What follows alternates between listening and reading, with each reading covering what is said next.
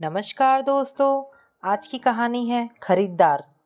आरोही एक सुलझी हुई लड़की थी जिसे बड़ी सादगी से रहना सिखाया उसकी माँ ने। पापा के घर में किसी चीज़ की कोई कमी नहीं थी, फिर भी आरोही में ना तो कोई घमंड था, ना किसी ऐशो आराम की आदत।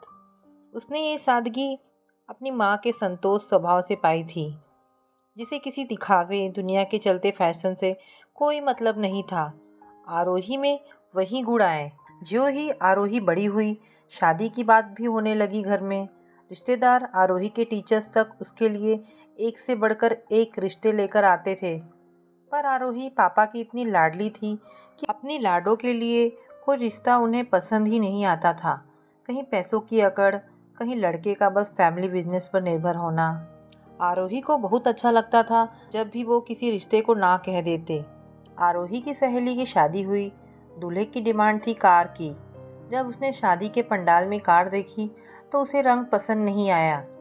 दूल्हा जिद पर अड़ गया और घर वाले रिश्तेदार लग गए इधर उधर जुगाड़ बिठाने, कहीं फेरे ना रुक जाए।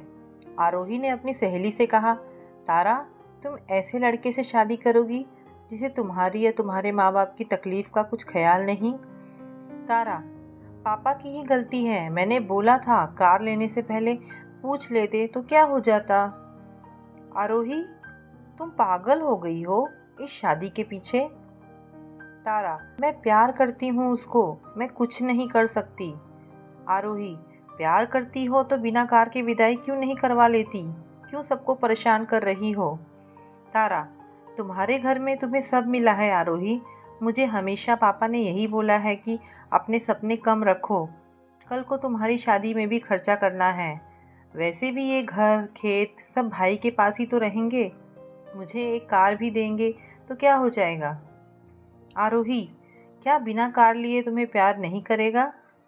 तारा, बिना दहेज के कोई इज्जत नहीं करता, ना पति ना ससुराल वाले। आरोही, अगर ऐसा है तो मुझे कभी शादी नहीं करनी। तारा, कहना आसान है, ये किताबों की बातों में यकीन करने वाला कोई नहीं होता। आरोही, चलो मैं जा रही हूँ, तुम्हें शादी मुबारक। तारा, आरोही सुनो, फेरे तो देखकर जाओ कम से कम। आरोही, ये खरीदारी वाली शादी मुझे नहीं देखनी। और आरोही चली आई घर। दादी, क्या हुआ बेटा, कैसी रही शादी आरोही? आरोही, शादी नहीं दादी, वहाँ तो दूल्हा बिक रहा था अपनी ही पसंद की कार में। दादी, नहीं बेटा, ऐसा नहीं बोलते। ये दान दहेज तो देना ही पड़ता है सबको। लड़की के पैदा होते ही माँ बाप इस दिन के लिए जोड़ना शुरू कर देते हैं। तू देखना, तेरी शादी में इतना दान दहेज देंगे तेरे पापा कि आसपास किसी ने नहीं दिया होगा। आरोही, तो दादी उन दान लेने वालों को बोल देना झोली फैला के पंडाल में बैठे, वरना मैं फेरे नहीं लूँगी। आरोही की बातें पापा के कानों में पड़ी। उन्होंने गुस्से से बोला, यही सब सिखाते हैं क्या तुम्हारे कॉलेज में? आरोही, पापा, मैं तो बस कहना चाह रही थी कि ये दान दहेज वाली शादी मेरी मत करना। पापा, बिना दहेज के कोई इज्जत नहीं लड़की की ससुराल में। आरोही, तो दहेज के बाद क्या वो इज्जत करते हैं? पापा, अपने बराबर का रिश्ता करना है तो ये सब तो देना ही पड़ता है।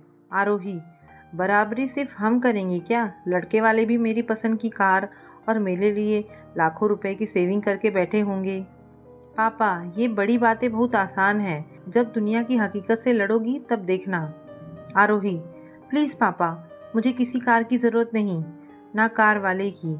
मेरे पापा के पैसे देखकर नहीं, मुझे देखकर शादी करे ऐसा ही कोई ढूंढना।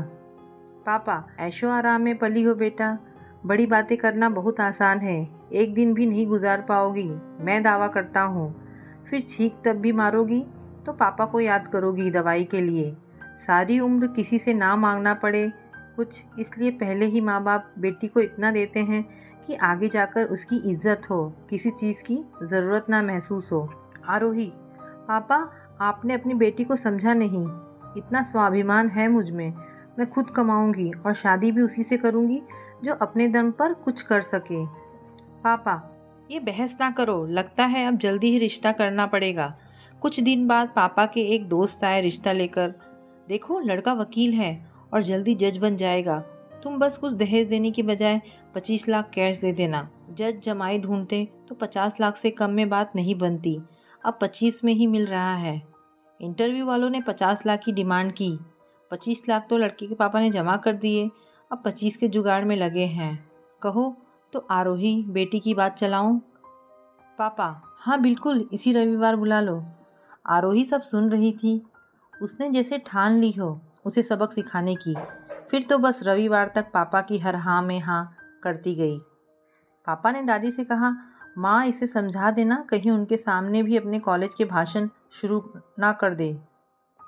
दादी तो अपनी लाड़ों को जानती ही थी और बेटे को भी। बिना बोले वो भगवान जी को प्रसाद चढ़ाने का लालच देने लगी। हे मेरे कृष्ण भगवान, ये रिश्ता हो ना हो, बस आप बाप बेटी की लड़ाई मत होने देना। इस एकादशी 11 कन्या को खाना खिलाऊंगी।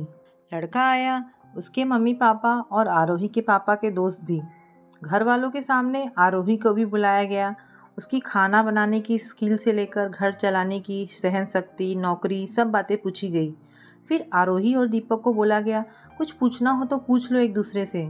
दादी दरवाजे के पीछे थी, कान लगाए खड़ी थी और भगवान को अपना वादा याद दिला रही थी, हाथ जोड़े। दीपक, तो आप अपने बारे में कुछ बताइए।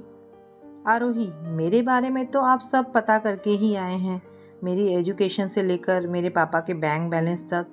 दीपक, मैं समझा नहीं। आरोही, अरे आप तो जज बनने वाले हो, इतना भी नहीं समझे? ओ याद आया, रिश्वत देकर बनने वाले हो ना, इसलिए शायद समझ नहीं पा रहे हो। दीपक, इस बदतमीजी का क्या मतलब है? आरोही, अरे जज साहब थोड़ा धैर्य रखिए, ये तो सीखने से ही आएगा, खरीद नहीं पाएंगे। दीपक, तुम्हें कोई और पसंद है तो घर वालों से कहो, मुझ पर अपना गुस्सा क्यों निकाल रही हो? आरोही, अब आए ना अपनी असलियत पर। मुझे पसंद तो कोई नहीं, पर मुझे किसी रिश्वतखोर से शादी नहीं करनी है। दीपक, मैं तो यहाँ जीवन साथी के लिए आया था, पर तुम तो 7वें आसमान पर हो क्या सिर्फ एक लेक्चरर? आरोही, वकील साहब तुम यहाँ जीवन साथी नहीं, अपने खरीदार की तलाश में आए हो। मैं चाहे कुछ भी हो, पर तुम्हारी तरह बिकाऊ नहीं हूँ। दीपक उठा और बाहर आ गया। दीपक की माँ, हो गई बात बेटा। दीपक, चलो माँ यहाँ से। आरोही, आंटी आप मुझसे पूछ रही थी ना खाना बनाना आता है कि नहीं, तो अब आप बताइए 25 लाख देकर भी मैं खाना ही बनाऊंगी। आरोही के पापा, आरोही अंदर जाओ अभी। दीपक की माँ, भाई साहब कुछ तमीज़ सिखाइए, लड़की जात है। आरोही, आवाज़ धीमे आंटी जी, लड़की जात हूँ ये भूलकर ये सोचिए खरीदार हूँ आपके इस वकील की, जिसके बिकने की कीमत पर ये जज बनेगा। एक सन्नाटा फैल गया कमरे में। दीपक और उसके घर वाले चले गए अपना सा मुंह लेकर। आरोही के पापा को विश्वास नहीं हो रहा था कि आरोही में इतनी हिम्मत है कि वो सब इतने आसान शब्दों में कह देगी। पापा, आरोही आखिर तुम चाहती क्या हो? आरोही, पापा मुझे ऐसा जीवन साथी चाहिए जिसको जीवन साथी की ज़रूरत हो, खरीदार की नहीं। आरोही के पापा समझ चुके थे कि कोई फ़ायदा नहीं किसी लोभी के घर बेटी ब्याह कर, सारी उम्र बेटी भी दुखी और माँ बाप भी, और जुट गए किसी स्वाभिमान वर्ग की तलाश में। तो दोस्तों यहाँ पर कहानी समाप्त होती है। आपको ये कहानी कैसी लगी मुझे कमेंट करके अवश्य बताएं। धन्यवाद दोस्तों।